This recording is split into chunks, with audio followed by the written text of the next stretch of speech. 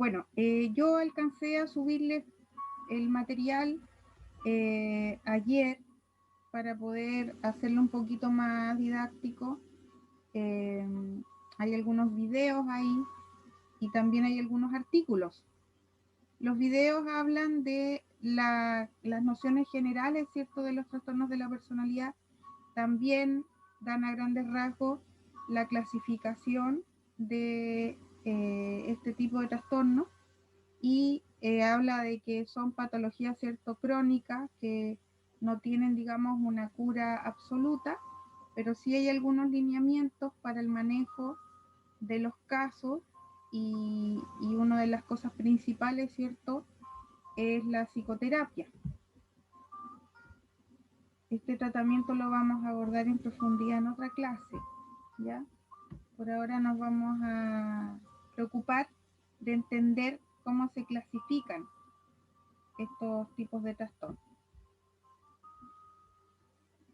Los documentos que les subí anexos, que son artículos, y tienen que ver con la forma de comprender el origen de estos cuadros y también, además del origen, tiene como objetivo comprender cómo podríamos prevenir la aparición o desarrollo de estos trastornos, ¿cierto?, durante el periodo de la adolescencia, ¿ya? Ustedes tienen que comprender que la adolescencia se encuentra desarrollándose más o menos desde los 12 a los 20 años. Por lo tanto, ustedes aún son adolescentes la mayoría, me imagino.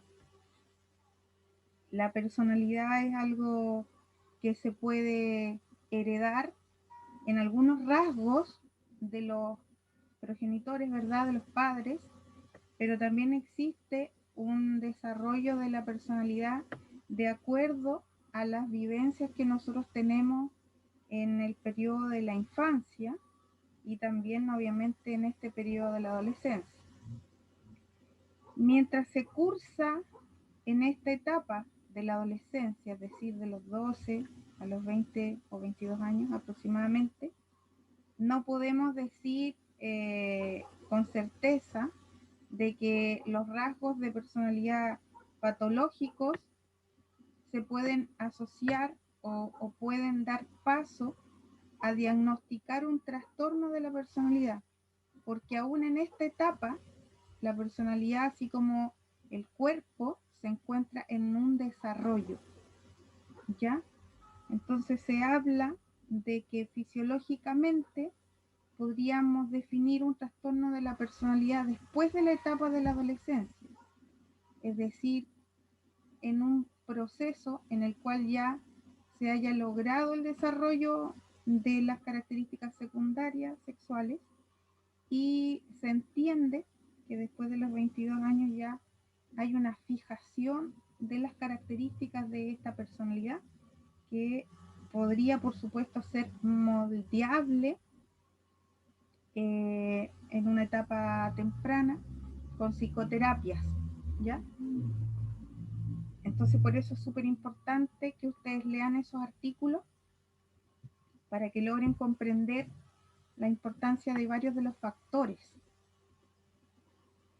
Así que los que ya lo hayan leído, me gustaría que eh, me pudieran dar algunas ideas para que los demás escuchen sobre la relación de lo que les estoy hablando.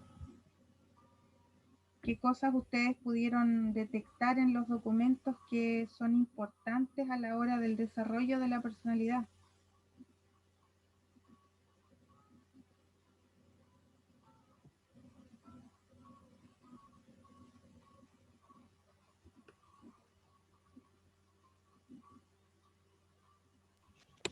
Influye mucho la infancia de la persona.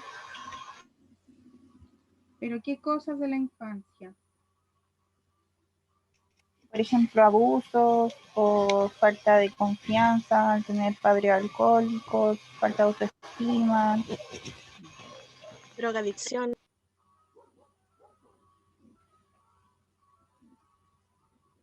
Las Bueno, amistades. podríamos hacer como un feedback, ¿cierto? Partiendo desde el vientre de la madre. No es lo mismo, ¿verdad?, tener una gestación en un vientre de una madre que está tranquila, que tiene factores protectores para el desarrollo de ese embarazo. ¿Cuáles serían, ustedes creen, un proceso de embarazo en un ambiente agradable? ¿Cuáles serían esas cosas importantes que deberían estar presentes?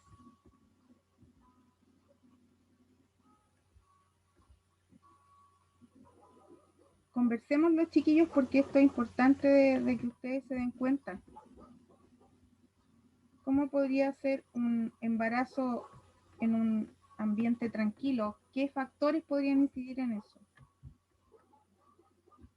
Primero, el lugar donde esté viviendo esta persona, cómo es su entorno, ¿Cierto? El apoyo familiar, las redes. Apoyo el familiar. apoyo de la pareja. Bien. Que no haya abuso de alcohol ni drogas. Claro. Que no haya violencia entre la pareja. Perfecto.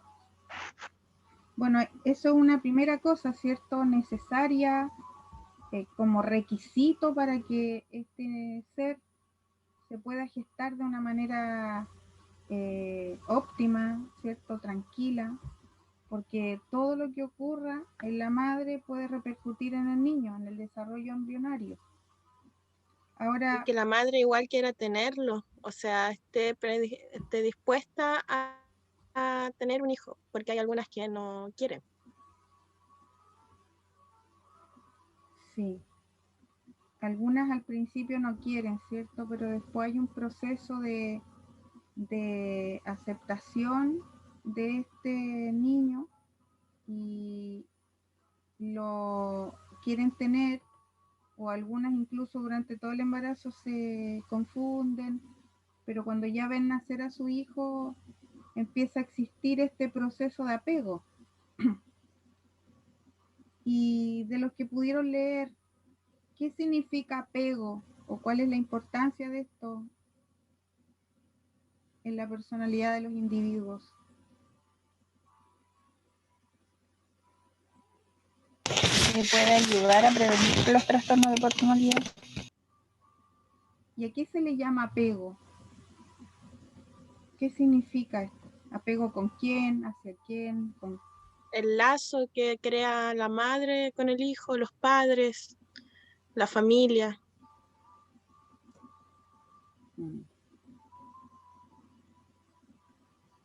El apego creo que es más, es con la madre, el hijo con la madre, ya que es cuando en este periodo donde más vulnerable está el niño y va creciendo y representa, y el apego le permite obtener o le permite sentir lo que es protección, seguridad, y al paso del tiempo de su crecimiento le ayuda también con estas emociones que va obteniendo eh, a tener menos posibilidades de tener alguna trastorno de personalidad o sufrir algún problema más importante. Perfecto, tú lo has dicho, pero excelente, Merardo. Gracias. Se habla de apego seguro. Apego seguro es aquel apego a la madre, ¿cierto? Principalmente. En el proceso de amamantar. Sí, también, por supuesto. Ese proceso incluso del amamantamiento debe ser de contacto, ¿cierto? No un acto meramente alimenticio. Debe ser una instancia que le permita a la madre transmitirle eso que acaba de decir Merardo, esa seguridad, ese cariño y la cercanía, ¿cierto?, de la madre al niño. Lo percibe el niño como algo seguro. Y por supuesto la madre tiene la posibilidad de mirarlo más, de entenderlo más, de conocerlo mejor, porque hay madres que son muy ocupadas, entonces hoy día se ha visto que hay muchas madres que suspenden la lactancia por un montón de razones que podrían ser poco aceptables, por ejemplo, el tiempo, porque no les gusta dar de mamar, porque les duele, porque se van a poner las mamas caídas, etcétera. Y la verdad es que se puede solucionar todo eso porque existe un tremendo beneficio, ¿verdad?, detrás de la lactancia, tanto fisiológica como psicológica para el niño. Entonces, el apego realmente genera seguridad, llenura, un complemento, ¿verdad?, del ser humano con la madre, porque ha nacido, ha llegado al mundo solo y necesita ser acogido, necesita desarrollarse en un ambiente donde comprenda a cabalidad de que no importa lo que pase, porque tiene una persona que se va a hacer cargo de ellos, ¿verdad? Y los va a proteger. Idealmente esto se debe dar con la madre, pero cuando la madre no tiene la posibilidad de generar ese apego porque decidió entregar a su hijo, porque tuvo razones que pueden ser aceptables o no, pero tuvo la decisión, digamos, de entregarlo a su familia o a otra familia, ese niño necesita una figura de apego, que puede ser una abuela, una tía, una hermana mayor, el padre, ¿verdad? O una madre adoptiva, en el caso en que la familia no sea una red de apoyo. Es súper importante eso, no lo vemos de inmediato. Las mujeres no entendemos quizás la importancia que tiene eso. Las madres hoy día han cambiado de características. Antiguamente los roles de las madres o de las mujeres eran otros. Estaban más al cuidado de sus hijos y de sus casas, ¿verdad? Hoy día tener la posibilidad de criar a su hijo realmente es un beneficio enorme porque los trabajos bajo distintos tipos de contratos no siempre lo permiten. Hay madres que tienen contratos a honorarios, son part-time, entonces no pueden cuidarlo todas esas semanas o meses que hoy día se le permiten a las mujeres porque su tipo de contrato no los respalda. Por lo tanto, tienen que ir al trabajo cuando los niños son muy pequeños. Y a veces la suspensión de la lactancia viene desde eso, desde la obligatoriedad de trabajar para mantener al niño. Así que es bastante valioso cuando una mujer puede criar a su hijo con tranquilidad también. Indudablemente lo que ustedes acaban de mencionar, los hábitos, ¿verdad?, que son perjudiciales para la salud de la madre, o los hábitos que tenga la familia con la cual vive la madre, ¿cierto? Estamos hablando de alcohol y droga, genera un ambiente inseguro para ella y para su hijo. Eso se percibe desde muy pequeño.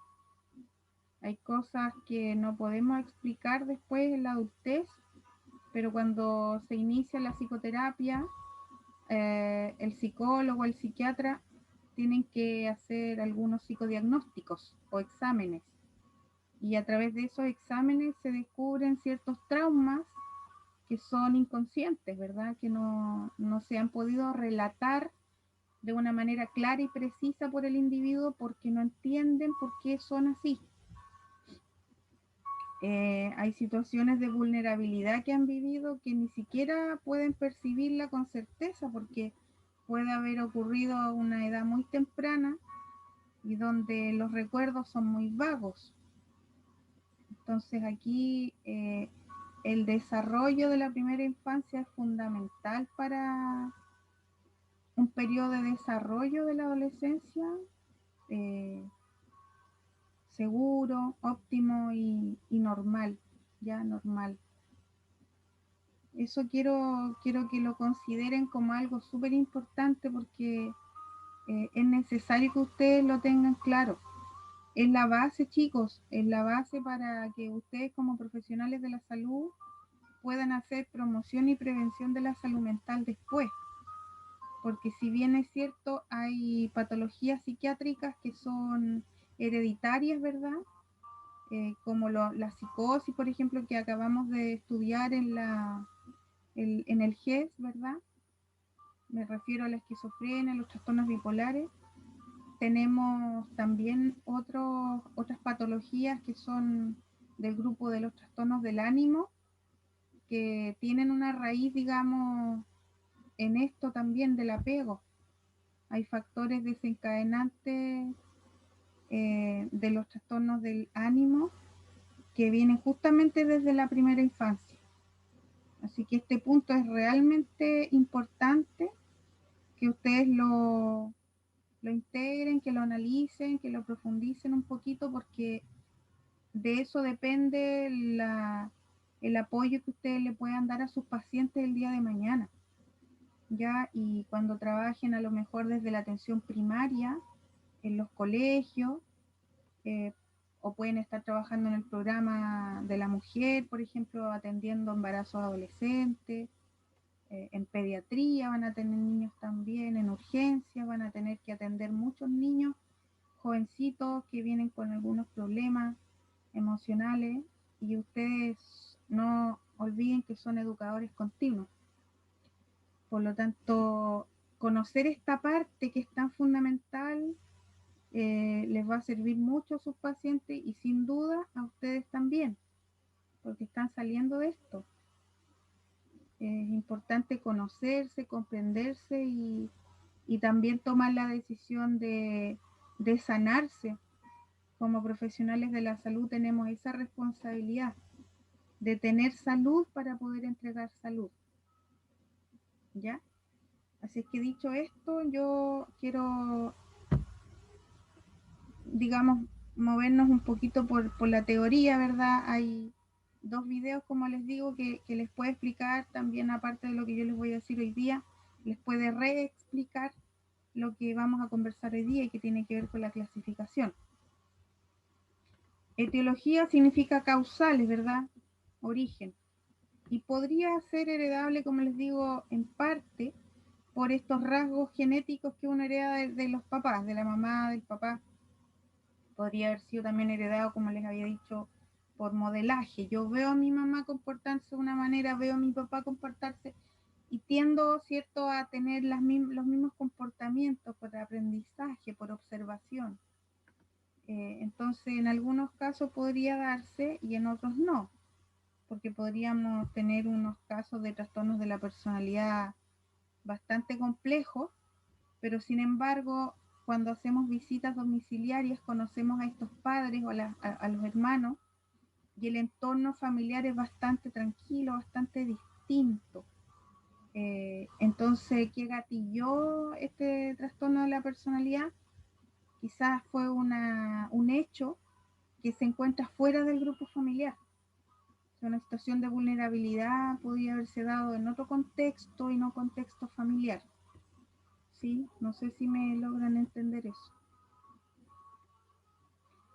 Bueno, y la causal principal, por supuesto, es los factores psicológicos que se fueron desarrollando desde el desarrollo embrionario hasta esta primera infancia, como les digo, ¿ya?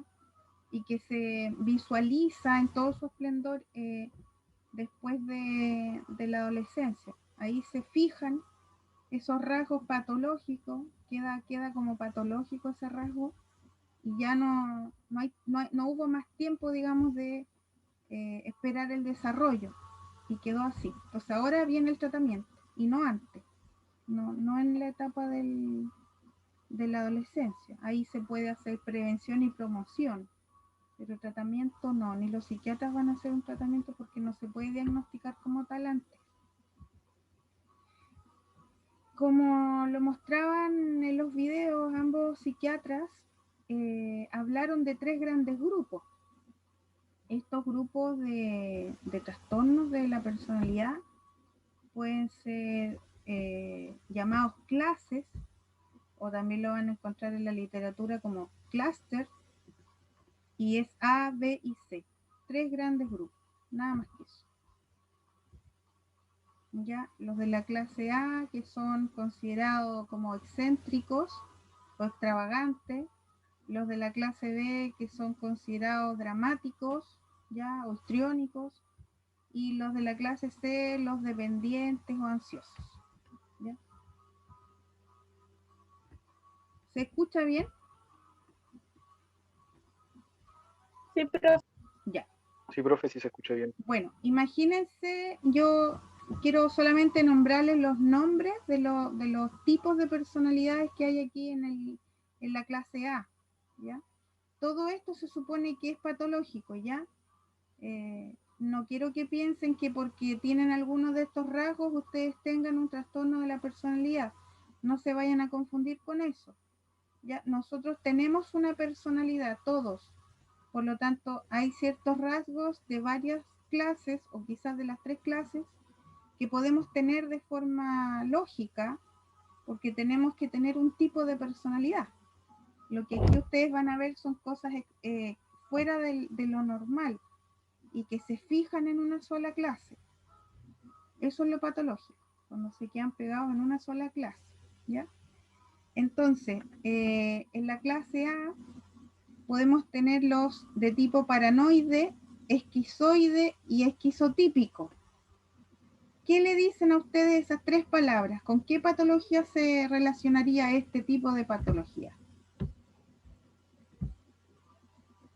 Este tipo de personalidad. ¿Con qué patología? ¿Con la esquizofrenia? Con la esquizofrenia, perfecto. Entonces la clase A podría confundirse, ¿cierto?, con la esquizofrenia. Porque aquí en la esquizofrenia, si se acuerdan, cuando la estudiamos, teníamos rasgos de esto. Había paranoia y habían cosas así como fuertes, ¿verdad?, de personalidades fuertes. Entonces, el paranoide, como la palabra bien conocida también por ustedes, significa estar perseguido, ¿cierto?, desconfiado.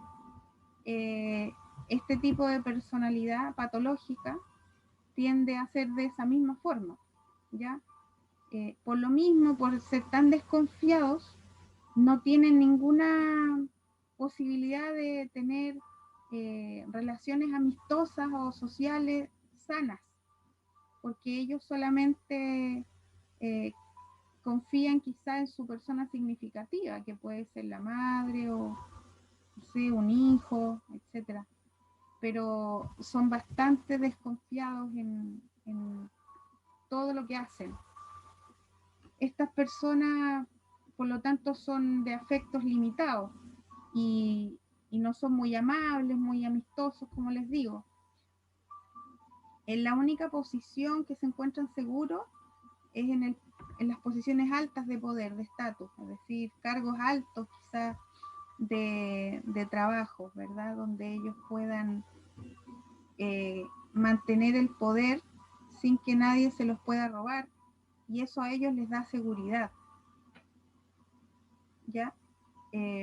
No quiero decir con esto que todas las jefaturas sean paranoides, sino que a veces en ese lugar de trabajo podrían estar un poquitito más seguros y no ser tan paranoides. La clase siguiente, para que hagamos la diferencia con la esquizotípica, el esquizoide tiene que ver más con estos rasgos negativos de la esquizofrenia. Dificultades sociales, falta de posibilidad de expresión emotiva, ¿cierto? Aislamiento social. O sea, si nos vamos a los rasgos negativos de la esquizofrenia, son exactamente esto, un esquizoide, ¿ya? Por lo tanto, se confunde también. La patología en la primera etapa cuesta un poquito diagnosticarla, la esquizofrenia, porque si coincide con la edad en que terminó recién la adolescencia, ¿verdad? Y hace su primer brote el paciente esquizofrénico, entonces va a ser difícil para el psiquiatra darse cuenta si se trata realmente de una esquizofrenia o tiene una personalidad esquizoide solamente.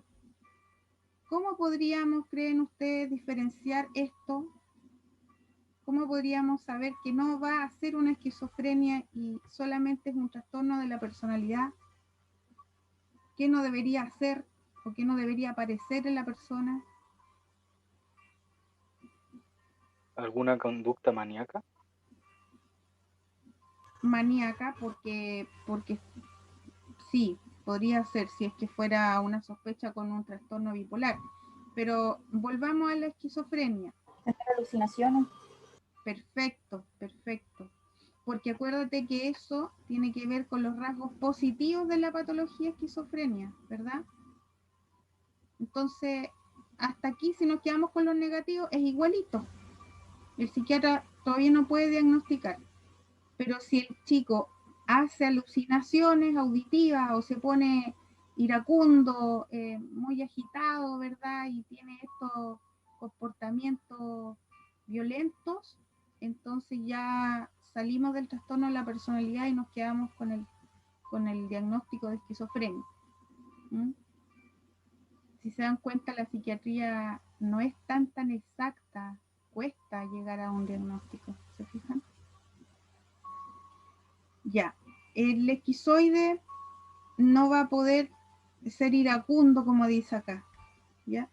Entonces eso nos va a dar la tranquilidad. Es un trastorno de personalidad, pero no va a alucinar. Entonces, ¿habrá aquí algún riesgo de daño neurológico con el tiempo, de disminuir las funciones cognitivas, por ejemplo?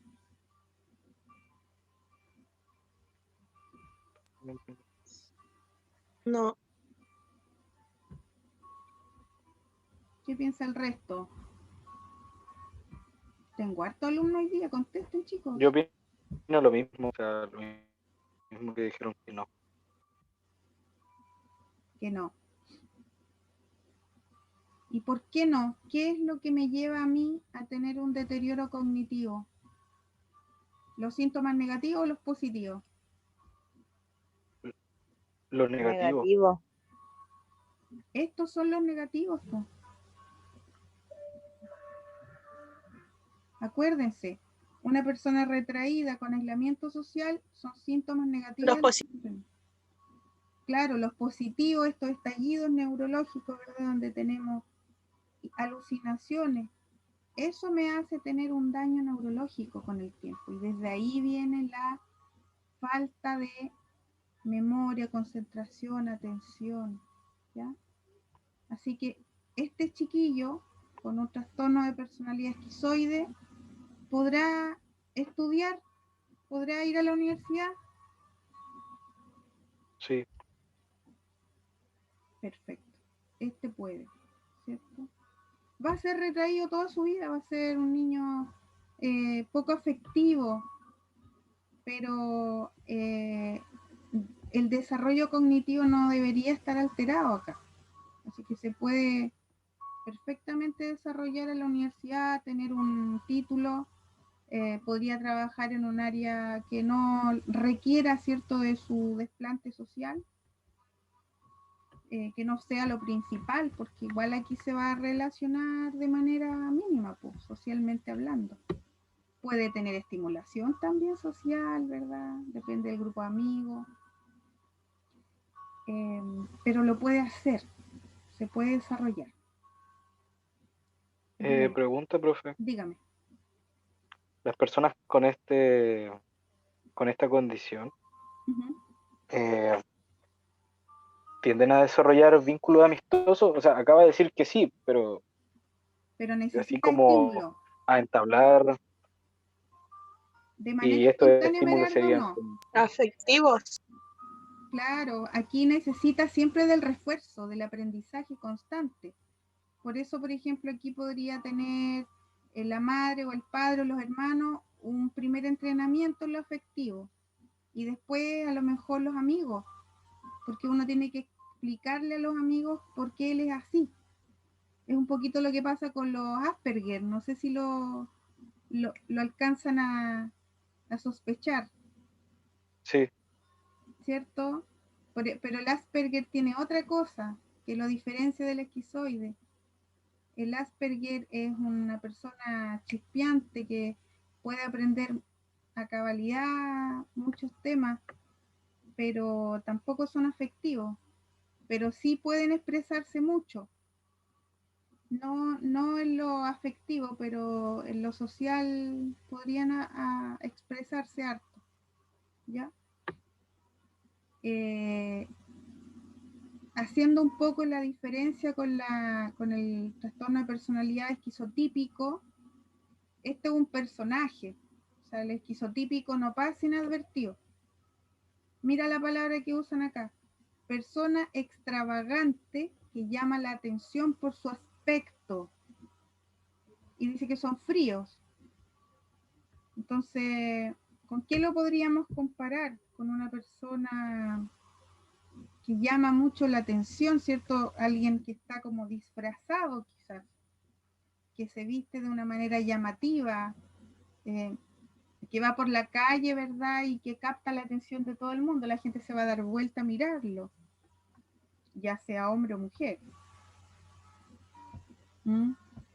Hay hartos jóvenes de repente que tienen atuendos así, extravagantes, ¿verdad? Sus pelos son de colores muy llamativos, pero no es a veces, es siempre. Y son fríos, o sea, no confundamos con un look, ¿verdad?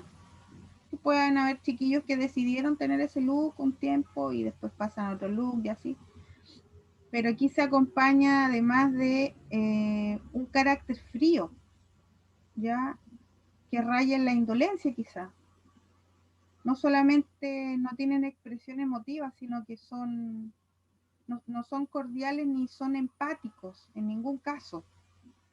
Entonces tú puedes encontrar una persona un poco extravagante quizá en una ciudad grande, me refiero, no sé, pues Concepción, Santiago, ¿cierto? Aquí en Cañete es raro ver una persona vestida extravagantemente y no saberlo. Pero, pero cuando tú vas a ciudades grandes, estas personas pueden ser así y pasar un poco menos advertidas porque hay muchas personas así, pero no son fríos, po. Pololean, son amistosos, te fijas, pero este esquizotípico es como avasallador, extravagante, que llama la atención, pero ellos creen que se ven normales así. Si tú conversas con ellos y le preguntas y le dices, ¿no consideras que esas ropas están como un poco inadecuadas? No, pues ellos no son capaces de entender que están fuera de contexto, ¿ya? Entonces, es bastante particular el aspecto, ¿cierto? No, están fuera de lugar, fuera de contexto. Y no tiene que ver con una moda, te fijas, con un tipo de profesión, que ya pueden ser diseñadores o, no sé, peluqueros, modistas, etcétera. No tiene que ver con eso. ¿Ya? ¿Dudas con esta clase?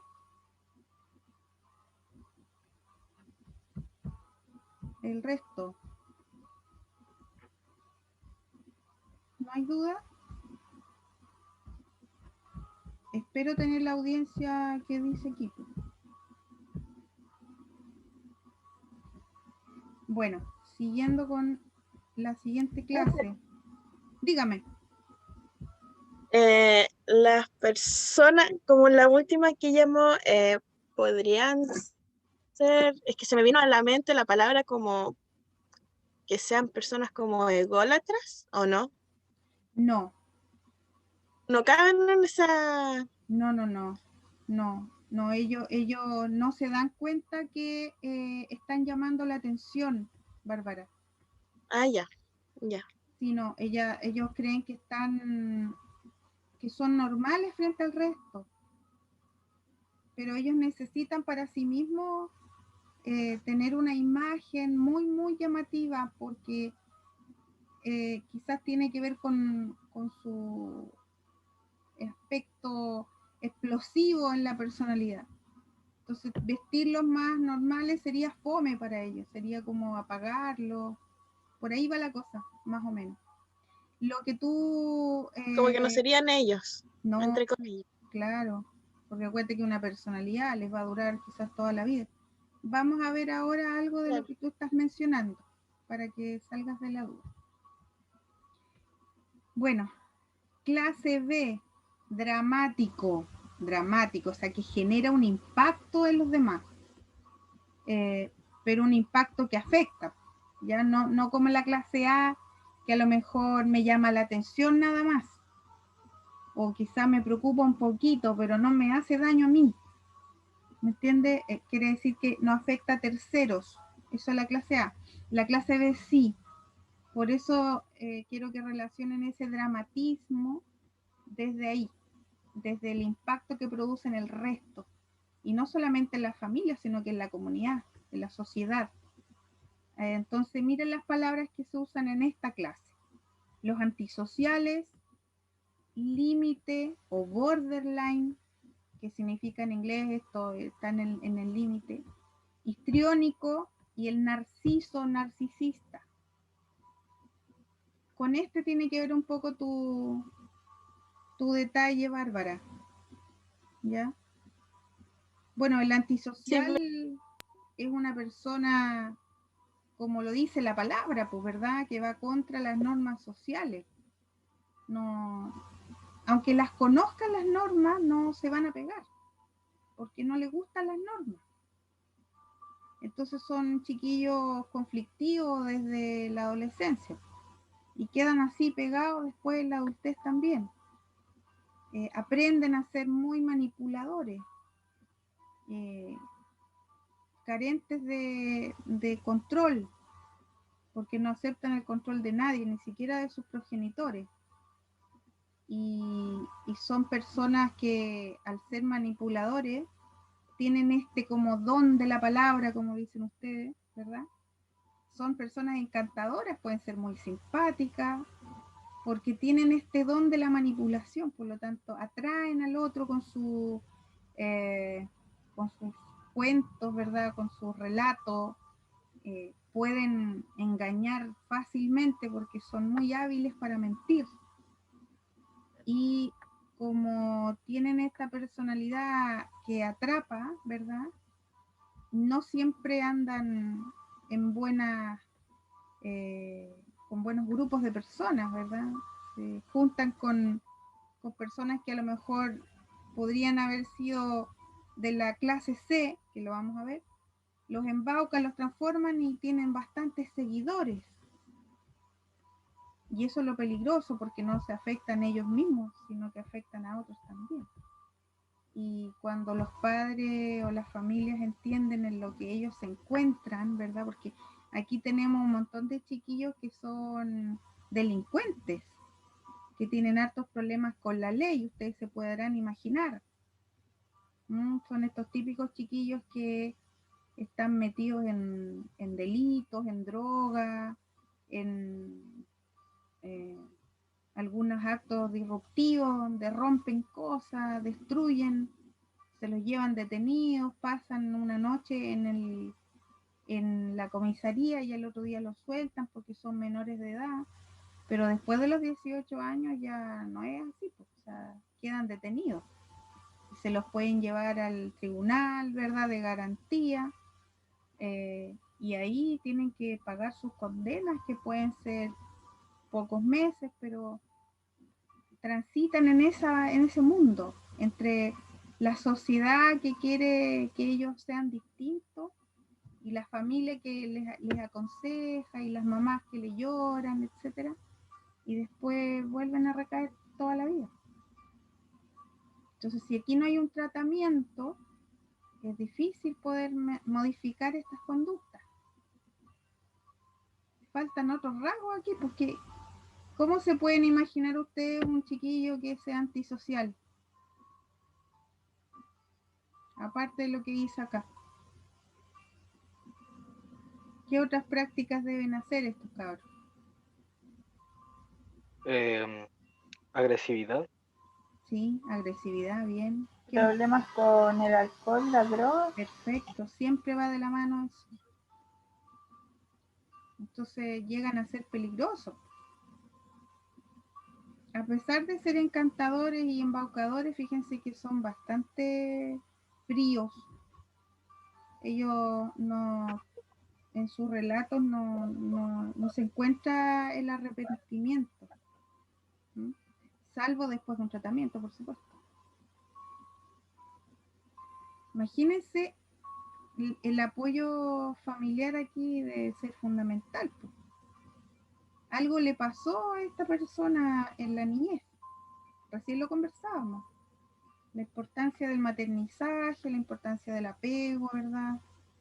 De un desarrollo de la primera infancia en un ambiente seguro. Esto seguramente no ocurrió acá. ¿Se dan cuenta? Muchas veces estos papás vienen desde los mismos rasgos. Aquí podemos encontrar padres o madres con hábitos poco saludables, alcohol, drogas, ¿sí? Prostitución, conflictos también con la ley por robo, entre otras cosas. O sea, el robo es lo mínimo. En algunos casos, alguno de estos chiquillos ha estado interno en hogares o en centros de acogida y han salido de ahí, po. Han salido de ahí muchas veces y han vuelto a ingresar y se han pasado toda la vida circulando en lugares que no son sus casas. ¿Mm? Es difícil, pero se puede hacer alguna intervención aquí. Hoy día hay cárceles de menores, que son como centros de tratamiento de modalidad cerrada. Y aquí se hace un tremendo trabajo con ellos desde la dupla psicosocial, el terapeuta ocupacional, y lo que necesitan estos chiquillos es una sanidad interior pues, profunda.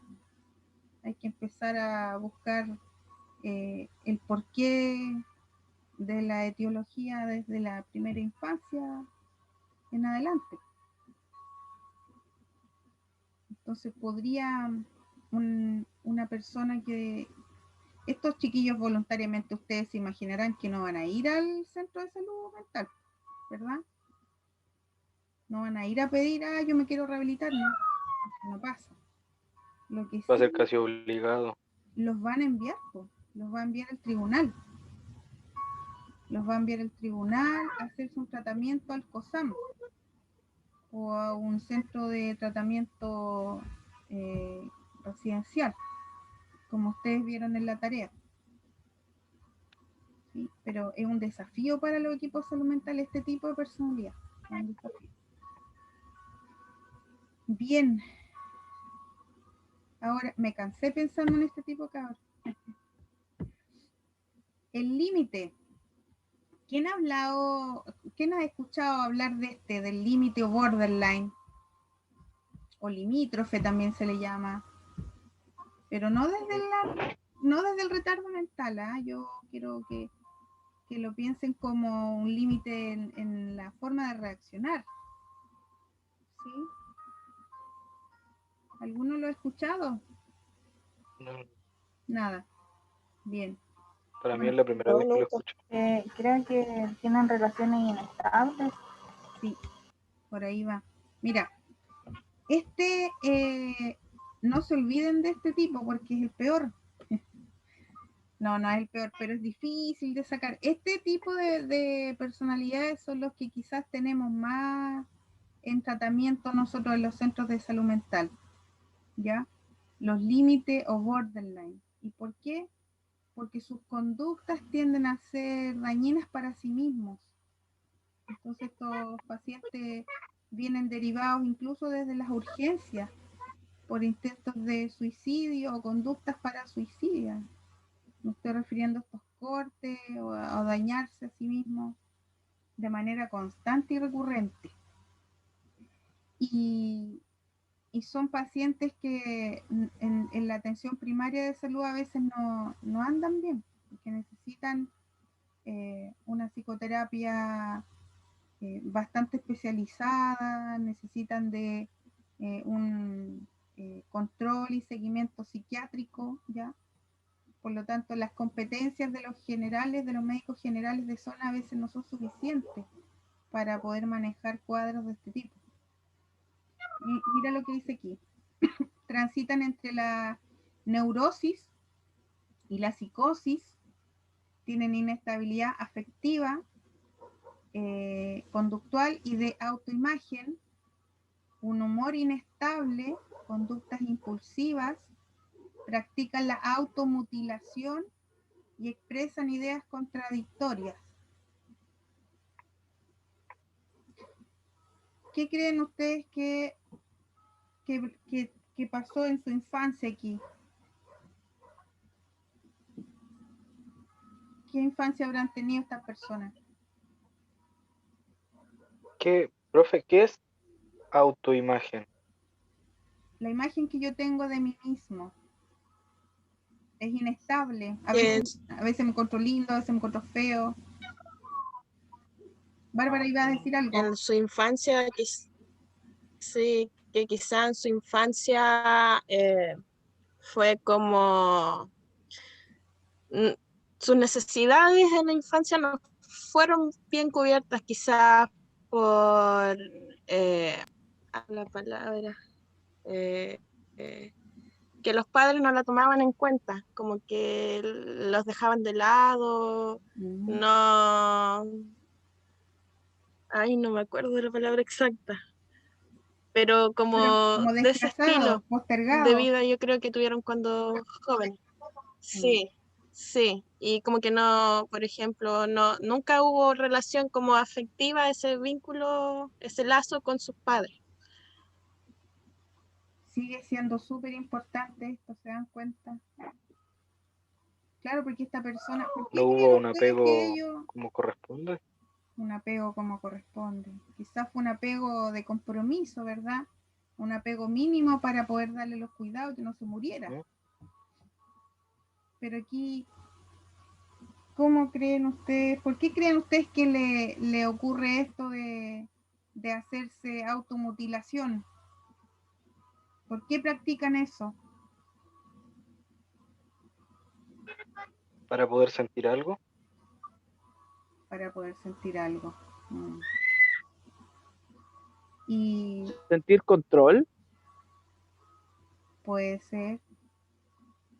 Puede ser como castigarse también, autocastigarse por algunos pensamientos, por la misma autoimagen. Quizás dice, no, soy horrible, y una forma de descargarse es como cortándose. Puede ser. O por cosas que le pasen también. Creo que algunas personas lo hacen por como en estimulación pareja, problemas. ¿Cómo me dijiste, Connie? Que algunas personas lo hacen por... O estimulación también. Por estimulación, por sentir algo, como dijo Miranda. Claro, o como más teniendo lo sexual. ¿Qué importancia tiene la autoestima en este caso? Alejandra, Gabriela, Mariette, Macarena, Camila, Lidia. ¿Qué importancia tendrá la autoestima ahora que pensamos que podría generarse este tipo de trastorno de la personalidad?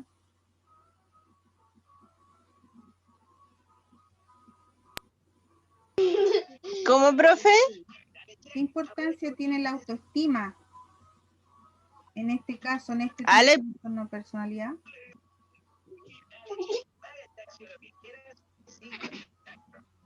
¿De qué? Tiene que estar atento a la clase, chicos.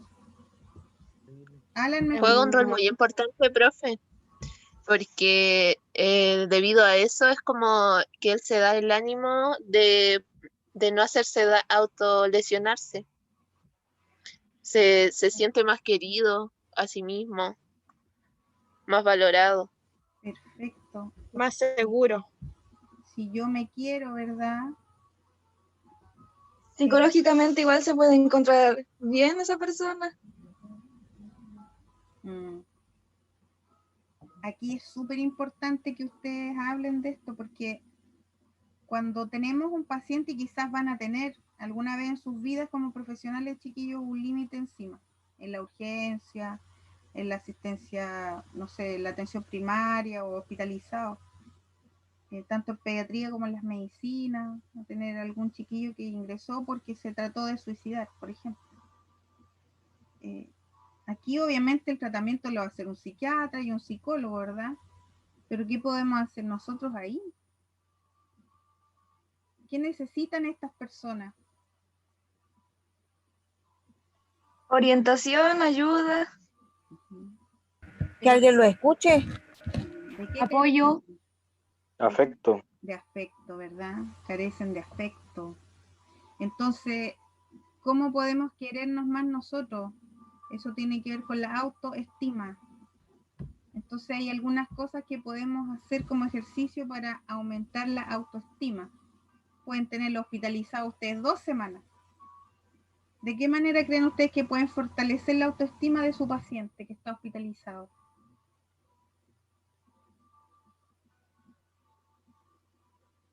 Resaltándole las cosas positivas que él tenga.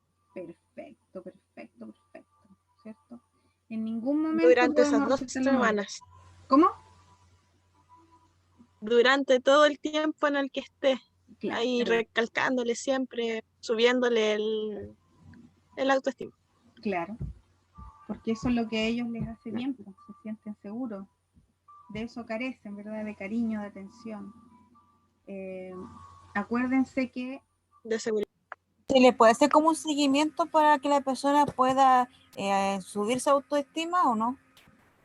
sí, estos niños van a estar siempre derivados al psicólogo, siempre. Aquí la terapia conductual va a ser súper importante, pero desde lo que vayamos corrigiendo, porque si uno trata de mejorar una conducta, primero tiene que atajar la causa, porque si no va a volver a lo mismo. Entonces, el tratamiento que le haga un psicólogo aquí es fundamental. Y después vienen los cambios conductuales. Pero siempre por el proceso, por el camino, es necesario aquí fortalecer la autoestima del individuo, ¿se fijan? Porque de eso carecen ellos. Algo les pasó, lo más probable es que no le vayan a contar a ustedes todo, pues no le van a decir, no, sabes que mi mamá me abandonó cuando yo nací, o mi mamá me pegaba, no me quería, o mi mamá me dejó con mi abuelita y nunca más la vi, etcétera. O siempre me dijo mi mamá o mi papá que yo era fea, que era tonta, etcétera. Pero algo pasó aquí, esta persona no es así porque quiere serlo. Entonces los equipos de salud que no están preparados en la salud mental tienden a ponerle letrero a los pacientes. Yo no sé si ustedes en sus prácticas han visto eso. ¿Han notado así como comentarios de los funcionarios en que ustedes pueden darse Letrero. cuenta de que están cansados, así como medio aburridos de algunos comportamientos? Sí. Y se da mucho, ¿eh? Entonces aquí la empatía y el amor al prójimo es fundamental para no perder la paciencia. Y también poniendo límites, porque la idea es que no nos llevemos este problema para la casa, ¿verdad? Aquí, por ejemplo, nosotros no podemos darle el celular a la persona, ni podemos dejar que tengan mucho apego físico con nosotros. Igual hay que poner ciertos límites para que no se pierda la relación terapéutica. Pero sí es importante decirle cosas buenas, pues, para que suba la autoestima. Y poner las ideas en orden, es decir, mira, tú te vas a ir de acá, pero vas a seguir en control y tratamiento en tal parte, así se llama tu psicólogo, psicóloga, tienes que poner de tu parte, etcétera, y abriéndote para que vayan sanando esas cosas de tu niñez, explicarle lo importante que tiene para que aprenda a valorar de todo lo que él tiene en su mundo, ¿verdad? Valorando las cosas positivas y no tan solo resaltando lo malo. Cuesta a veces dependiendo del universo en que se mueva, pero hay que tratar por ahí un poquito de abordar la cosa. Bien, difícil el borderline, podríamos profundizar harto más en eso, porque es uno de los cuadros más complejos de trastorno de personalidad y son bien recurrentes, bien recurrentes. Bien, avancemos con el histriónico ahora. El histriónico es un actor, se lo pueden imaginar, ¿cierto? Son súper simpáticos los histriónicos. ¿Un qué? Son súper simpáticos, pintorescos, son emotivos, excitables, no pasan inadvertidos. ¿Ya? Pero lo único que pasa con ellos, porque esta parte es bien buena, pues como chistosa, alegre, así, extrovertido, pero son súper poco responsables de sus compromisos. Prácticamente no cumplen los compromisos, ¿ya? Cuesta harto, hay que andarlos cateteando, así, insistiéndoles para que ellos logren cumplir con cosas mínimas necesarias para la vida diaria. Por ejemplo, trabajar para subsistir, cumplir horarios, ¿verdad? Cuando reciben el sueldo, tratar de pagar las cuentas, si tienen hijos, entregar las pensiones de alimentos, no sé, ser cuidadoso con sus cosas, no perder las cosas de valor.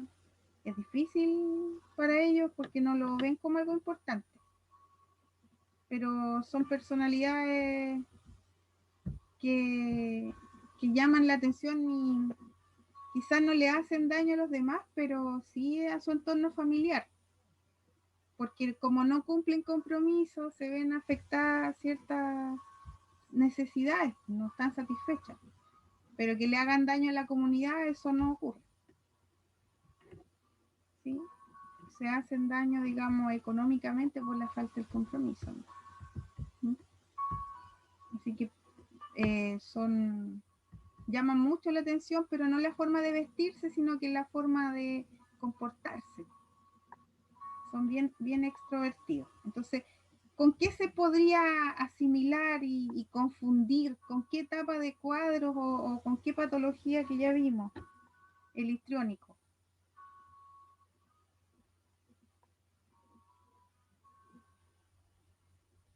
Mira, excitable, emotivo, comportamiento pintoresco, dramático, extrovertido. ¡Buah! ¿Con qué paciente podríamos confundirlo? Del GES también.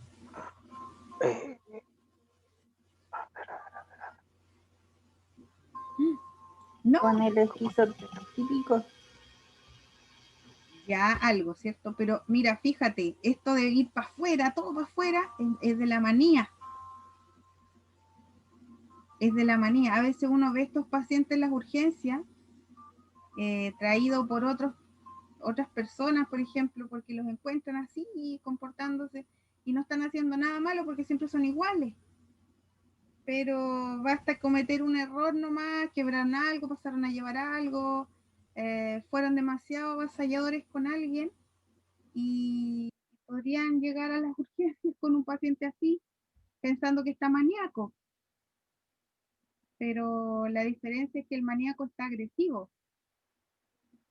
Aparte de ser así explosivos para afuera, como extrovertido, porque el maníaco también es chistoso en algún momento. Aquí podríamos confundirlo con eso, pero si no hay agresividad, entonces no está maníaco, pues, tiene una personalidad distinta nomás. ¿Mm? No tienen apego mucho a las cosas materiales, son bastante, viven el día nomás. Así que esto no tiene mucho, digamos, mucho tratamiento, es una forma de ser. Cuando se intervienen mal los trastornos, cuando hay daño a terceros, cuando le afecta harto a la sociedad. Bueno, y por último en esta clase está uno de difícil manejo y un tipo de personalidad que no tiene conciencia para nada del daño que le hace a los demás. Me refiero al narcisista. ¿Mm? Ustedes yo creo que saben bien qué significa esta palabra. El narcisismo, ¿verdad? Es como un sentimiento de amor propio demasiado exagerado, teniéndose por sumo ser superior, ¿verdad? Frente a todos los que conocen. Y eso hace desvalorizar al resto también, por lo tanto no les importa a quién afectan para lograr sus objetivos. No logran, digamos, entender que hay que ceder o que hay otro que ganó y no él, no lo soportan eso, se frustran mucho, por lo tanto también tienden a ser muy agresivos, desde lo emocional hasta lo físico. Ellos se alimentan de este reconocimiento del resto. Y no tan solo la gente que está en su casa o sus amigos, ellos necesitan del reconocimiento de todos los que les rodean. Y cuando tú no lo haces, entonces eres un enemigo para ellos. Imagínate tener una relación sentimental con alguien así. ¿Qué podría pasar ahí? Wow. Qué Probablemente horrible. todos terminemos solteros. Pero probablemente todos los narcisos sean solteros, ¿cierto? O separados. ¿Qué pasa Relaciones tóxicas. tóxicas? Perfecto. ¿Cómo será la vida de la otra persona, la que tienen por pareja? Depende, porque si es una persona con personalidad fuerte, no se le va a doblegar tampoco. Que se imponga la pareja, van a vivir peleando y van a vivir chocando, o puede tener una pareja que se le someta y que le lleve la mena en todo. Perfecto. ¿Y tú crees que un narciso se va a buscar una persona que compita con él? No, Por lo general, no, porque siempre va a querer tener la razón. Dominar, ¿verdad? Por lo tanto, sus parejas, cuando llegan a existir, son personalidades muy dependientes de la clase C, porque estas relaciones son patológicas, no son muy sanas, porque uno no se vuelve narciso de la noche a la mañana, uno empieza a mostrar estos rasgos, acuérdense, en el periodo de la adolescencia, en el desarrollo de la personalidad. Por eso ahí los padres o las figuras significativas tienen que poner límites, normas y educar esta conducta para no llegar a esto patológico después de los 22 años. ¿Mm? Aquí dice que tienden a explotar al resto, imagínate. No consideran que el otro sea valioso, porque si yo exploto a alguien es porque el otro no me importa, ¿verdad? Entonces, este necesita tratamiento con urgencia. Pero ¿ustedes creen que va a ir a pedir ayuda? no, ¿Va a ir a sacar una horita ahí al para costado? él está normal. Al narciso lo van a enviar a tratamiento cuando le haga daño a otro. También. Entonces estos pacientes llegan al tratamiento solamente enviados por obligación, igual que los antisociales. Profe, una pequeña consulta. Dígame. Cuando te dice dañar a otra persona, ¿se refiere como físicamente o Claro, puede ser psicológicamente? físicamente o puede ser psicológicamente, pues supongamos que es tu pareja, porque podría llegar si es mujer, podría llegar al CERNAM, por ejemplo, o podría llegar a constatar lesiones a urgencia, ¿te fijas? Y desde ahí el equipo de salud va a tener que declarar o notificar este hecho como de violencia intrafamiliar. Y ahí empieza entonces el tratamiento obligatorio, porque aquí hay gente que le dictan alejamiento de esta persona que ha sido víctima, pero ellos no se van a someter a esa norma, ellos se van a acercar igual. Y ahí por desacato, la persona vuelve a denunciar que se acercó a ellos, entonces hay un desacato y esos son 541 días de cárcel, son 18 meses. Pero cuando ellos suplican una oportunidad, la oportunidad es hacerse tratamiento. y ahí ingresan al hospital de día, al COSAM, o hospitalizarse incluso para hacer su tratamiento. Depende de lo que hayan hecho. Porque obviamente si el daño fue físico con alguna consecuencia, olvídate, cárcel nomás. Entonces, en ese caso, ese paciente va a ir a tratamiento solamente por obligación, porque la ley se los impuso, igual que como te digo los antisociales. El límite no, pues el límite de repente pide ayuda, necesita, va a las urgencias, uno los puede detectar, los hospitalizamos y los derivamos. Y el histriónico no, ese es súper feliz, pues no está ni ahí con nada. Él no tiene tratamiento, él es nomás. Pero hay que aceptarlo así. Y a veces se llegan a querer así, los histriónicos. Aburren a veces a su familia, a sus amigos, pero no hacen tanto daño porque no generan daño. Si se fijan en la descripción, no cansan, digamos, desde la falta de compromiso, nada más. ¿Alguien más tiene dudas de esta clase? Clase B, dramáticos. Ya, nos vamos a ir al último. Entonces. No, profe, todo claro. Ya. Dios nos libre de tener cualquiera de estos, ¿cierto? Bueno, clase C. Dependientes, ansiosos, temerosos, minuciosos. Estas son las parejas del narciso, ¿se fijan?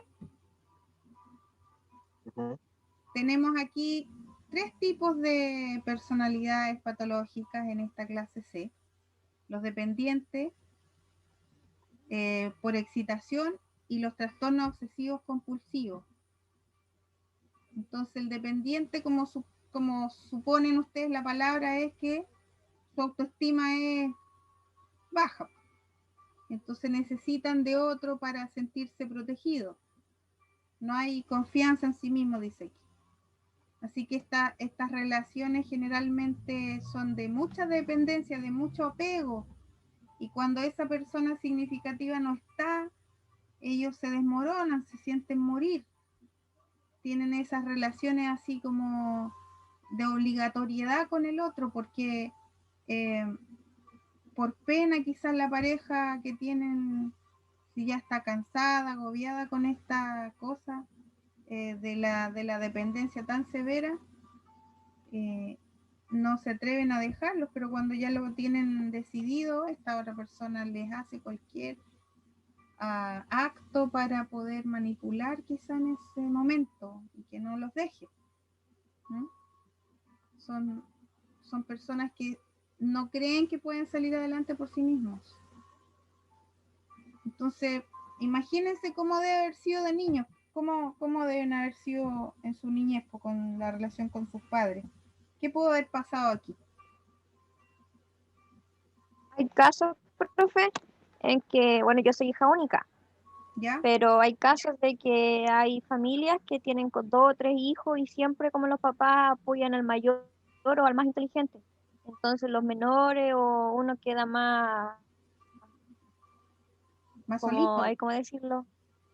Y entonces, por ejemplo, le dicen, no, papá hizo un dibujo, y el papá, oh, no, qué feo, a tu hermano le queda mejor, o...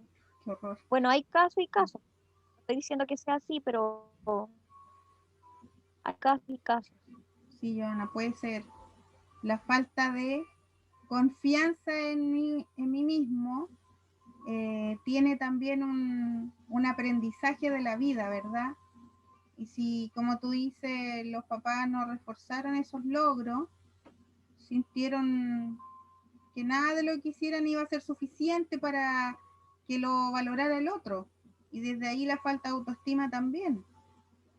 Por lo tanto, cuando encuentran una persona que les da ese cariño o que los valora, se vuelven su persona significativa y se apegan tanto a esa persona que no los quieren soltar nunca más porque les hace bien. El problema es que se adueñan de esa otra persona y esa otra persona quiere hacer su vida normal y no puede. Miren, les voy a poner un ejemplo bien clarito. En el colegio uno a veces tiene una amiga o un amigo y ese amigo no nos deja tener otro amigo porque se enoja con nosotros. No sé si les pasó a ustedes, pero yo observé por lo Yo menos... conocí a una persona así. Claro, yo observé, por ejemplo, yo estudié en un colegio de puras niñitas, era en un colegio monja, y cuando una compañerita tenía una amiga, esa amiga no podía tener amigo a nadie más en el curso, porque se enojaba la chiquilla que era dependiente. Y lloraba y no le hablaba y era un drama. Entonces esta otra niñita tenía que, no podía jugar, no podía ir a los cumpleaños de los demás, ¿me entiendes? Era fuertísimo. Para hacer trabajos de grupo y todo eso, solamente podía estar con ella, era pareja en educación física, era así. ¿Ya? Entonces una relación de dependencia, pero con toxicidad entre medio, no había libertades. Por lo tanto, la otra persona también se agobia, se cansa por eso, porque pasa a ser como un objeto de su propiedad. ¿Mm? Ya, eso es como lo dependiente. Él necesita, por supuesto, muchísimo terapia, psicoterapia, para aumentar la autoestima, para entender que los apegos, esos apegos exacerbados no son buenos, que la vida tiene que seguir adelante si alguien no está, que la vida no se acaba porque la persona que yo tuve mucho tiempo al lado mío no está más. La vida sigue y tenemos que aprender a vivir la vida sin que el otro esté o no esté. Basta conmigo. Yo tengo que estar siempre para mí. Y tener relaciones sanas con libertad, eso es muy importante. Que el otro se pueda desarrollar en todo el esplendor que quiera, porque yo me voy a alegrar por eso. No me voy a poner celoso ni nada por el estilo. Ya, existe un grupo de personalidad que se llama por excitación. No se entiende mucho esa palabra, ¿eh? Yo lo relaciono más con sensibles al rechazo. ¿Mm? Es decir, por ejemplo, yo puedo lograr sentirme valorado en algún momento, pero ante cualquier humillación o maltrato psicológico, inmediatamente yo dejo de quererme, porque me genera un montón de sensaciones y sentimientos negativos que hacen que yo quiera morirme nomás. ¿Mm? Por lo tanto, hay miedo a tener relaciones sociales aquí porque da miedo que lo vuelvan a hacer sentirse de esa forma. Y la autoestima aquí es bajísimo, porque depende solamente de la aprobación del resto, no del valor que realmente tiene la persona. No sé si lo entienden.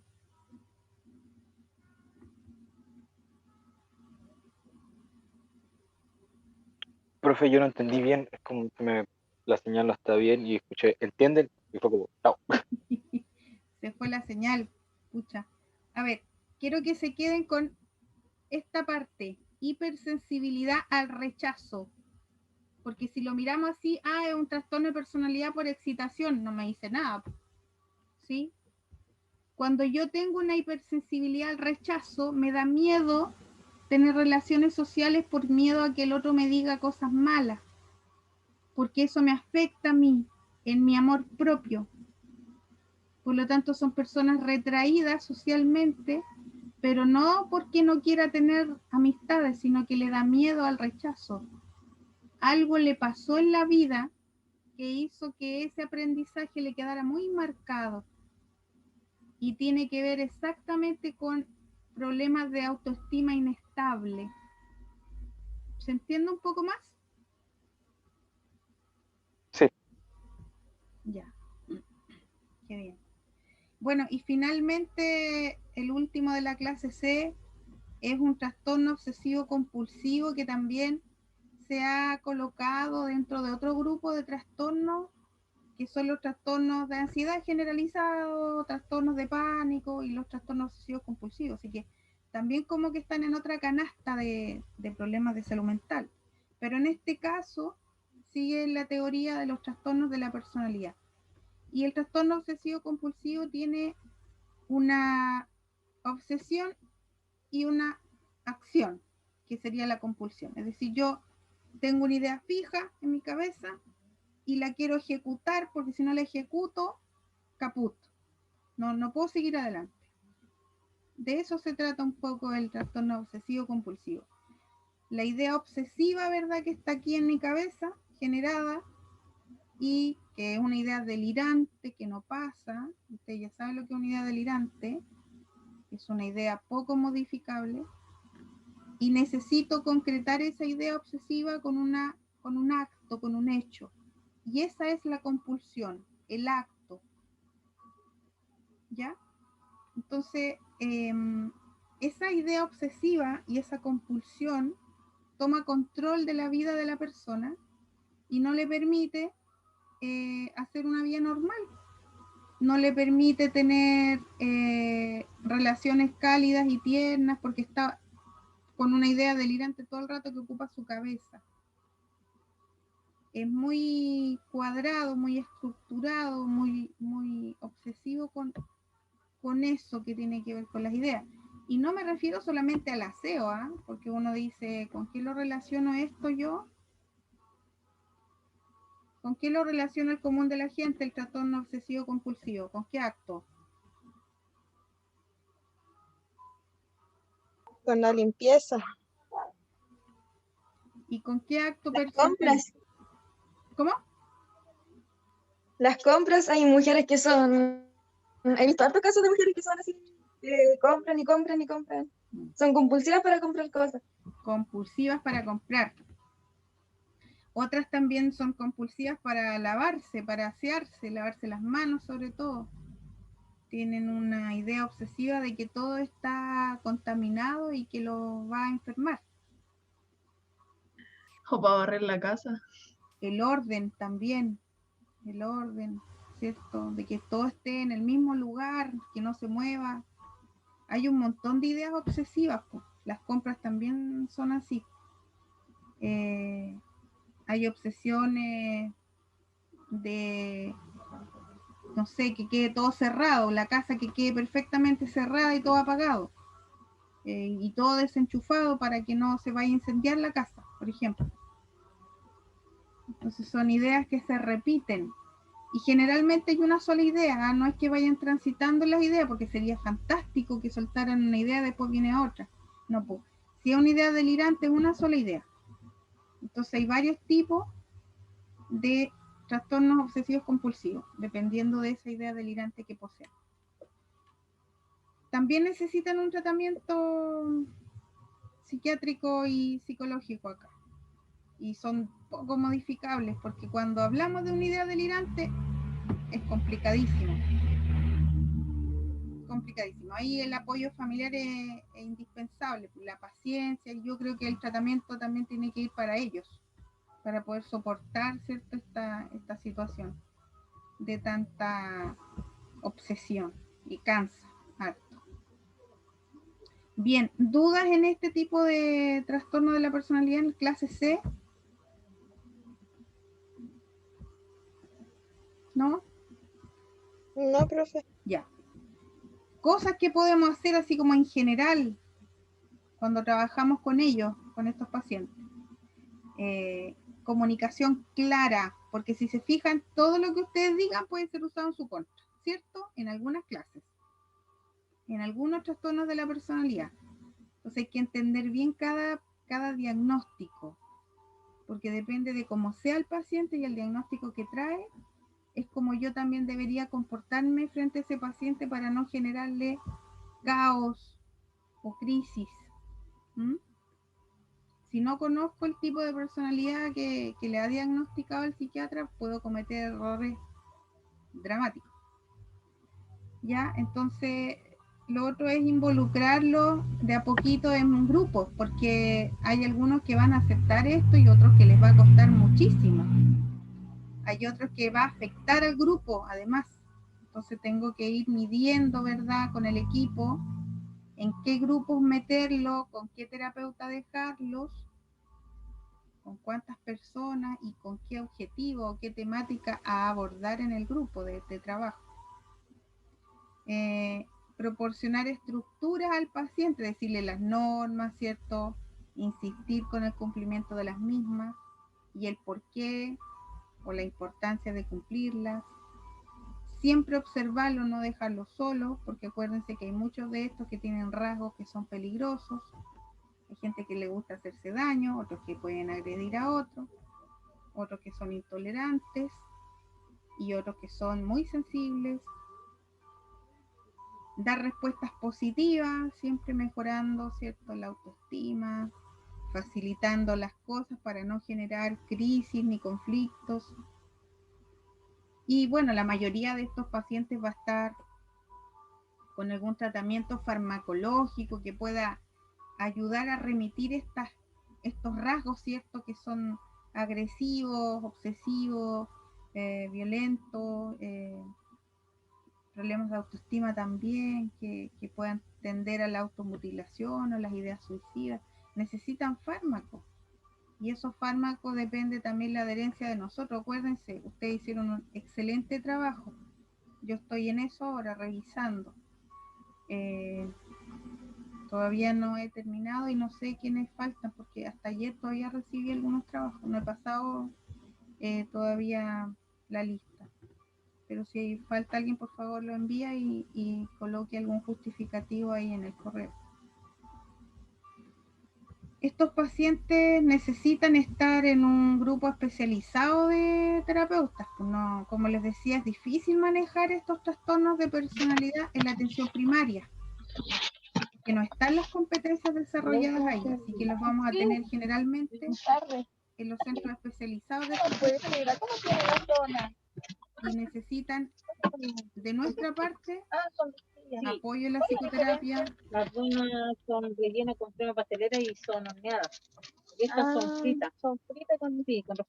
La Ruth está hablando alguien ahí en su casa. Psicoterapia, ¿verdad? Fundamental para todos los trastornos de personalidad. La dupla psicosocial es súper importante, sobre todo el psicólogo. Psicoeducación. ¿Qué significa para ustedes la psicoeducación, chiquillos?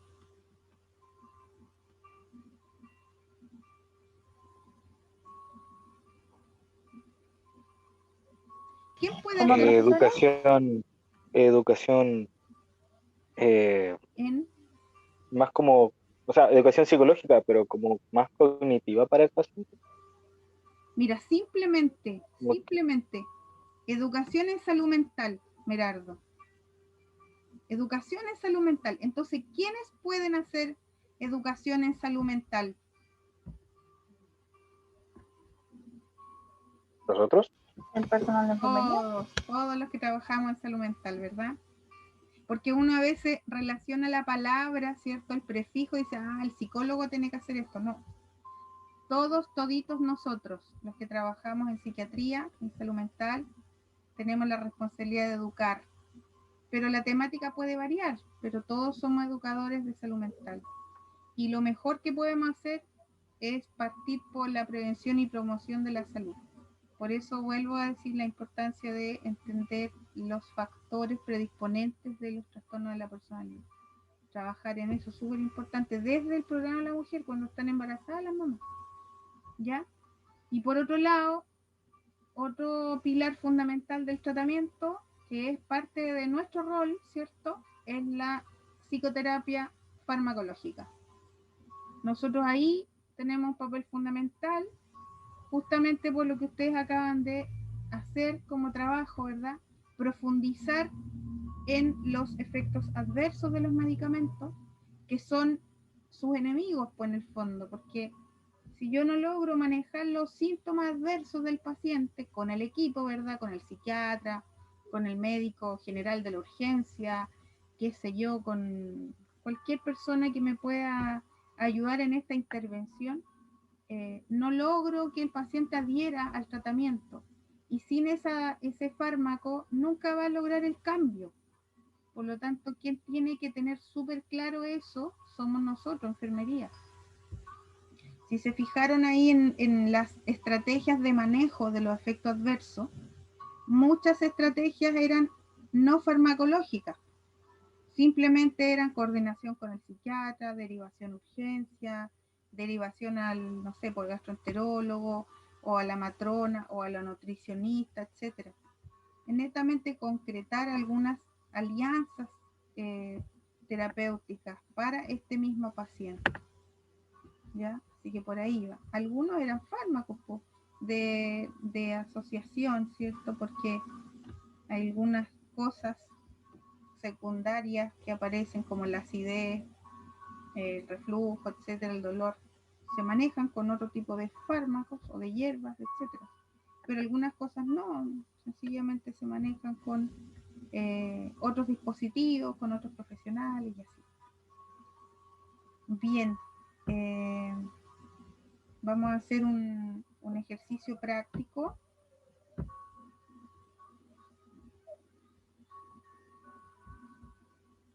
¿Alguien tiene dudas sobre esto todavía? ¿Algún comentario que quieran hacerme?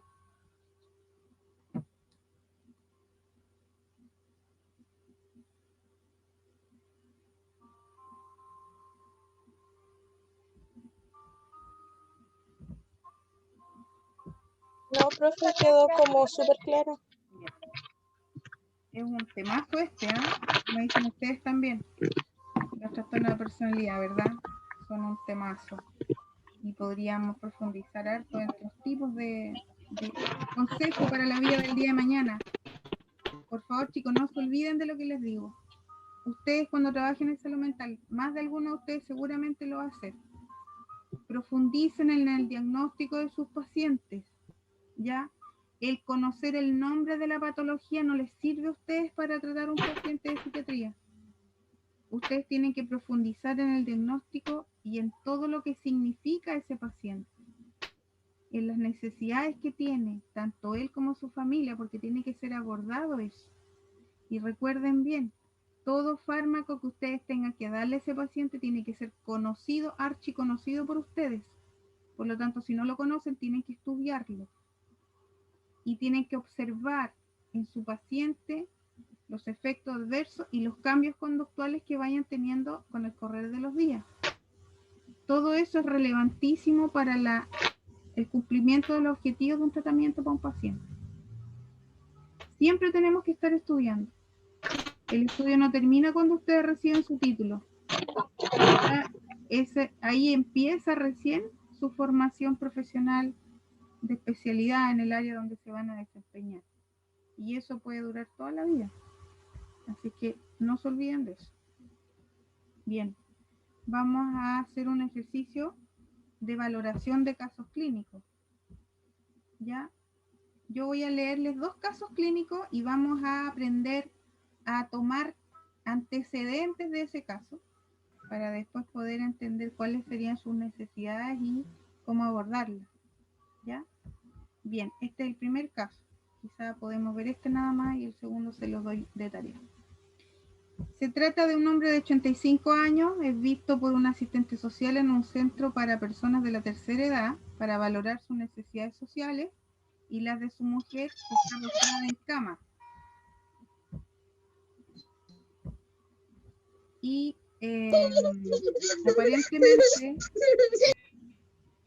aparentemente no presenta ningún trastorno físico y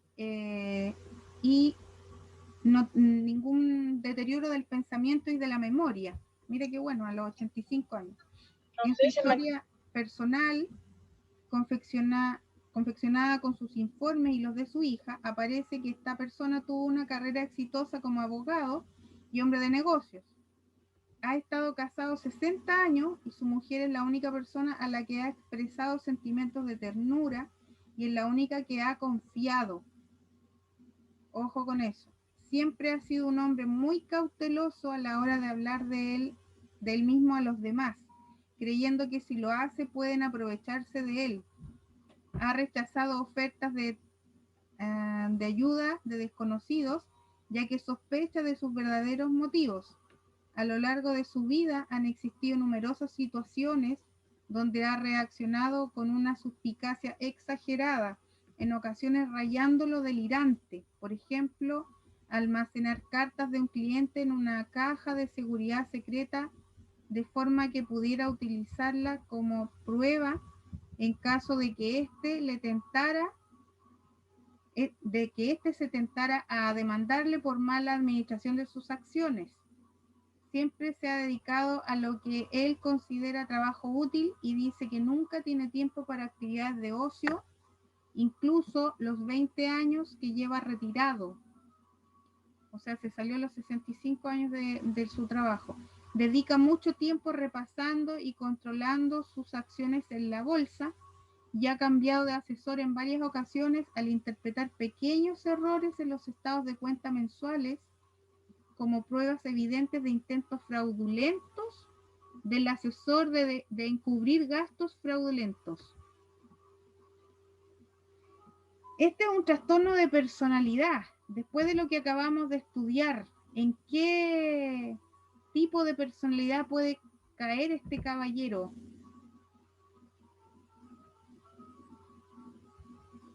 ¿Será en la clase ¿Un C? TOC? Clase C, Merardo. ¿Un TOC?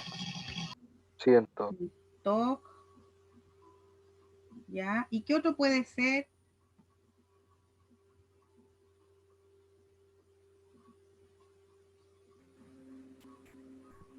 La dependencia. Sigue siendo clase C. En la clase A, ¿cuáles eran los tipos de trastorno de personalidad? Paranoide, que era desconfianza hacia la gente. ¿Ya?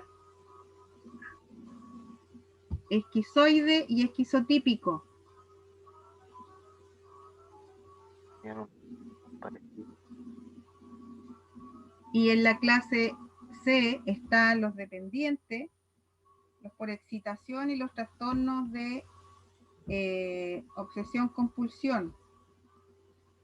Si bien es cierto, él tiende a hacer lo mismo mucho tiempo, que es revisar la bolsa, no es solamente eso lo que hace. Pero, ¿cuál ha sido la característica más relevante de su comportamiento a lo largo del tiempo?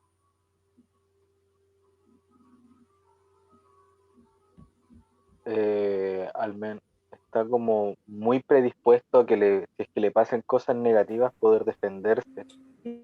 Como lo que La paranoia. La paranoia, ¿cierto? sigue la paranoia. Es perseguido, desconfiado, paranoide. Por lo tanto, estos rasgos, chiquillos, si bien a lo mejor fijaron su atención en lo que hacía con la bolsa, pero la bolsa de valores para él es muy importante porque cree que lo van a estafar. Ya no está preocupado de la bolsa para ver cuánto va ganando, está preocupado de la bolsa para evitar fraudes. Y viene desde esta idea delirante de la desconfianza que tiene.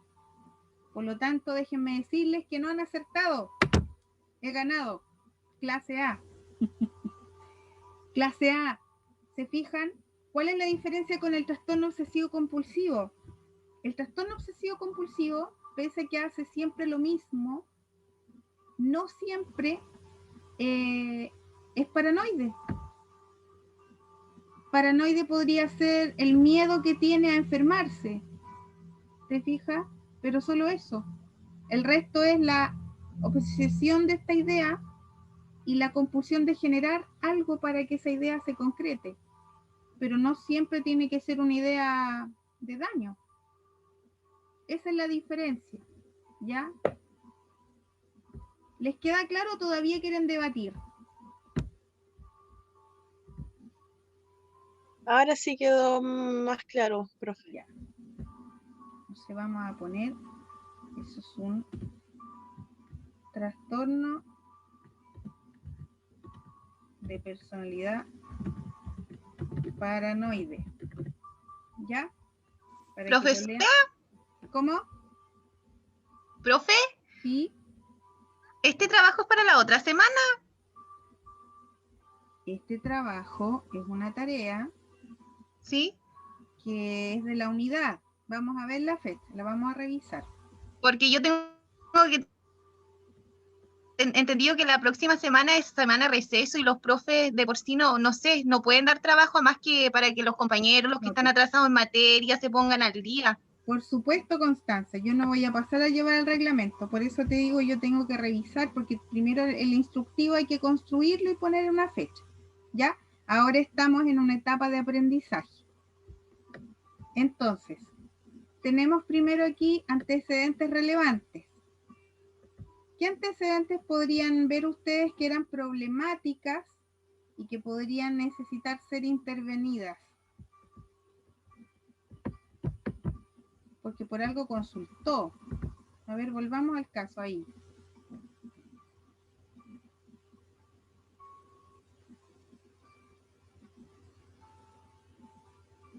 Podemos pensar en él y en su familia también.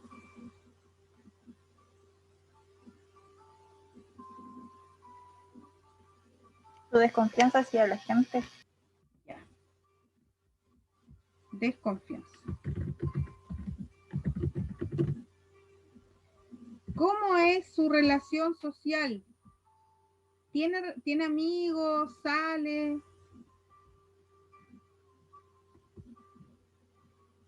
¿Qué dice el relato? No. Entonces está como en aislamiento.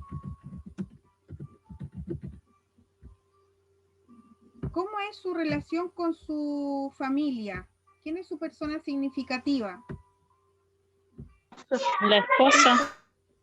La esposa. Qué bueno, por lo menos. ¿Y cómo era con la esposa? Confiaba y la Confiaba en ella. Cauteloso. La única persona en la que confía. La única persona en la que confía. Entonces, ¿cómo es su afectividad con ella?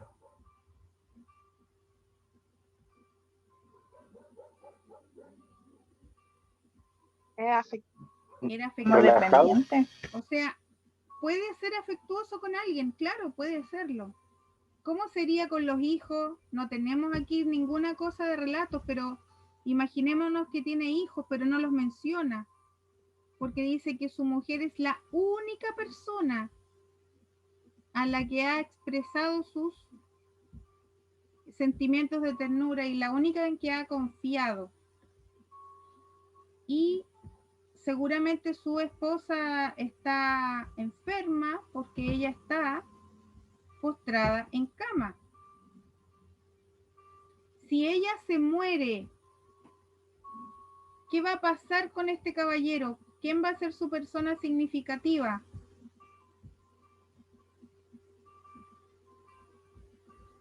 No va a tener. No va a tener probablemente nadie.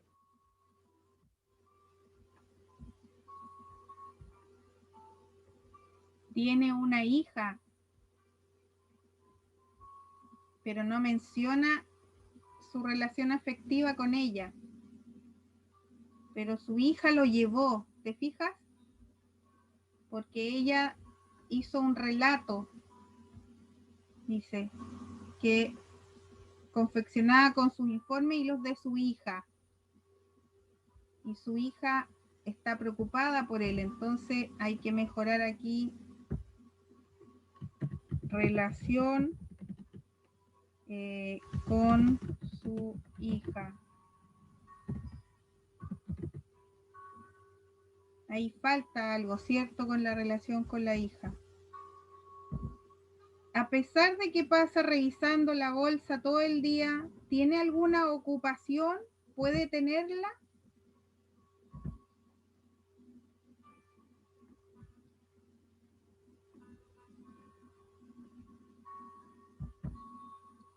¿Qué hace todo el día este caballero en la casa?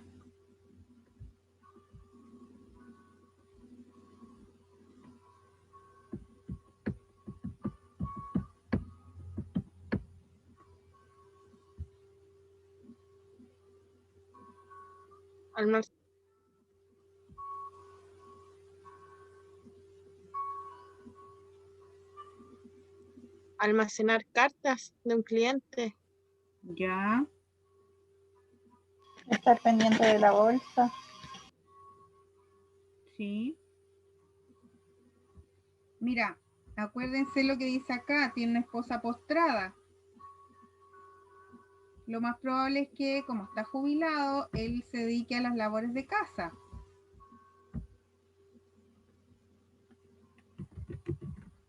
Esas labores de casa ocupan tiempo, pues ustedes que son dueños de casa algunos o que le cooperan a la familia, ¿cierto? Saben que demanda harto tiempo. Pero no hay actividades recreativas.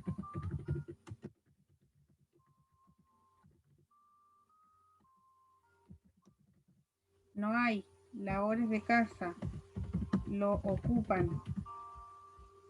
Relación con su hija. Pobre. Aislamiento social. Desde siempre. Desconfianza. Desde siempre. Entonces, esta persona, suponiendo que vamos a llegar hasta ahí con los antecedentes, tiene varias necesidades humanas alteradas, ¿se fijan? Necesidades afectivas, necesidades sociales, necesidades recreativas, seguramente tiene necesidades de sueño y reposo o descanso óptimas, ¿se fijan? Y para cada una de ellas deberíamos hacer una intervención, ¿verdad? Entonces, esas son las cosas que nosotros tenemos que hilvanar, ¿se fijan? Este es un problema social, necesidad humana alterada, sociabilidad. ¿Qué podemos hacer? Grupos de apoyo. ¿Qué grupo? COSAM, hospital de día. Imposible que lo llevemos porque está cuidando a su señora, pero sí podría la hija quedarse al cuidado de su mamá por un día que él vaya a taller. Por ejemplo, un miércoles en la tarde, 2 horas. Hacer alguna actividad al COSAM. Una psicoterapia grupal. Primero partiendo a lo mejor de una psicoterapia individual. ¿Se fija? Esto de la desconfianza desde siempre tiene que ver con a lo mejor con la autoestima.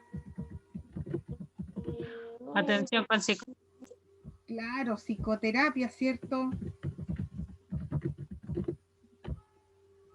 Esto es lo mismo, podemos juntar estas dos cosas y hacerlas una.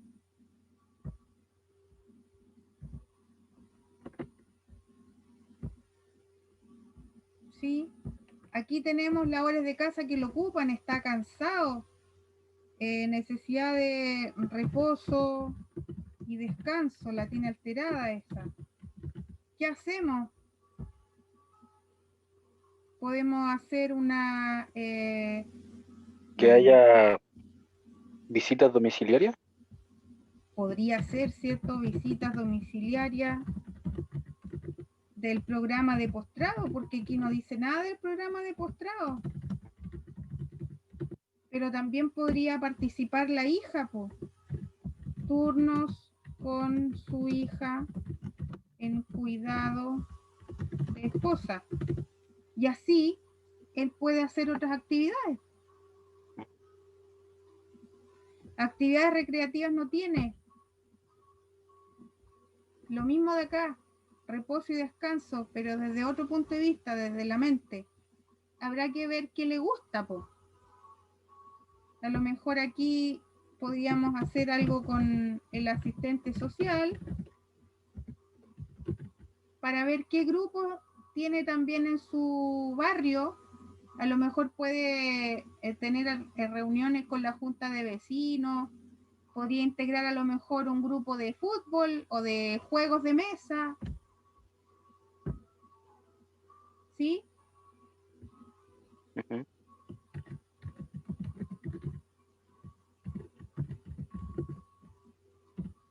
Y así sucesivamente se va armando algo. Eso más o menos era lo que yo quería que ustedes detectaran en los casos, chiquillos. ¿Ya? Entonces, este casito que viene después, lo pueden hacer así, como lo pueden ir redactando con sus palabras. Lo que yo veo es que este paciente tiene estos antecedentes, para mí son hallazgos de necesidad humana, estas cosas, y yo creo que se podría hacer estas intervenciones para que él tenga una mejor calidad de vida. Y lo pueden redactar con sus palabras, cada una de las cosas, y se transforma en un trabajo, ¿sí? Entonces el primero lo dejamos como ejemplo y el segundo lo pueden ustedes abordar. Lo voy a arreglar un poquito y la otra clase vamos a ver en profundidad también los casos clínicos de trastornos alimentarios, porque eso sí va a ir a un trabajo, ¿sí? Que es parte importante de los trabajos evaluados de la unidad. Así que Constanza Hernández, no se me ponga ansiosa, por favor. Ya va a estar todo en regla y todo organizado y escritito para que hagamos un trabajo bueno. Los que deben trabajo, por favor, de verdad les pido que se pongan al día.